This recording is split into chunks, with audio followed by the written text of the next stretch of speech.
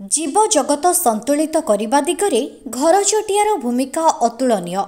परिवेशविद मतरे वर्षार आगमन को चाषी को शुभ संकेत दे थाए घर चटिया। वर्षा आगमन हेले निज बसा बांधिबा आरंभ करिथाए एही घर चटिया पक्षी।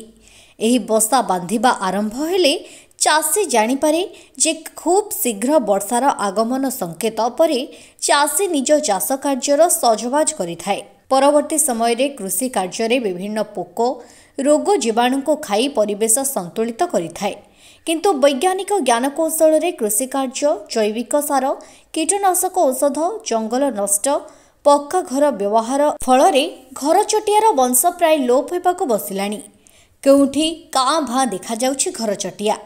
घर चटिया वंश रक्षा दिगरे विश्व घर चटिया दिवस अवसर में बुधवार दिन बौद्ध वनखंड पक्षरु वीर नरसिंहपुर स्थित स्थायी नर्सरी ठारे विश्व घर चटिया दिवस पालित हो जाइछि।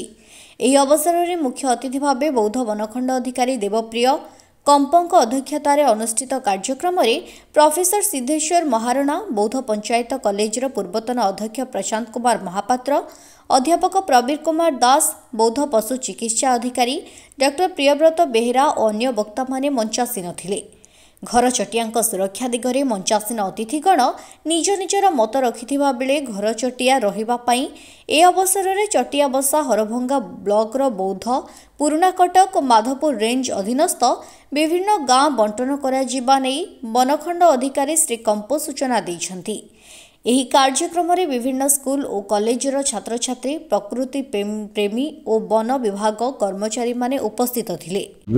एटा जरूरी थिला संरक्षण पाई जे समस्त को सचेत करवा मुख्य गणमाध्यम कहतु लेखालेखी माध्यम कहतु स्कूल पिला कहीं भाया सभा समिति से माध्यम कहतु एवं हाथ में किसी पाम्पलेट बंटे कहतु ताहले समस्त बुझे जो अवस्था कौन आम कौन करा उचित। वनखंड विभाग निज अंचल देखिले जे घर चटिया संख्या कमी जाऊँगी कौन करा घर क्षमा ना तेणु कम से कम प्रथम घर दि जाऊ या से भाविले ठीक भाविले तेणु घर गोटे कर पिला देले से घर नहीं जो घर देखा जाऊँगी से रखिए से घर में रे वंश रक्षा अन्य कड़े जी रहा जगह मिले बासस्थान आम जेको संरक्षण या चाहूँ वंश रक्षा बासस्थान सुरक्षित करूँ तो लोक सचेतन जागरूक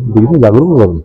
यहाँ वनखंड कर बहुत भल कर अनुरोध करी गणमाध्यम को आपड़ जो जो अनुष्ठान था दयाकोरी यार प्रचार प्रसार जदि करेंगे आम मान अपेक्षा आपणकर अवदान बेसी रहा। एक्चुअली आम 1000टा नेक्स्ट बर्तमान लगेबू गोटे काठ तैयारी आप देखिदे सेटा बामंडा नर्सरी जो अच्छी से नर्सरी पाखे जो गाँ गुड़ाक अच्छी आम 8टा खंडे गाँ से पाइचु जो घर चटियार बर्तमान पपुलेसन किसी अच्छी से जगह आम प्रथम चेष्टा करिया कंजर्व करने किसी पुरानाकटक एरिया अच्छी किसी माधवपुर एरिया अच्छी कंटामाल किसी अच्छी धीरे धीरे आम से एरिया को भी एक्सप्लोर करिया।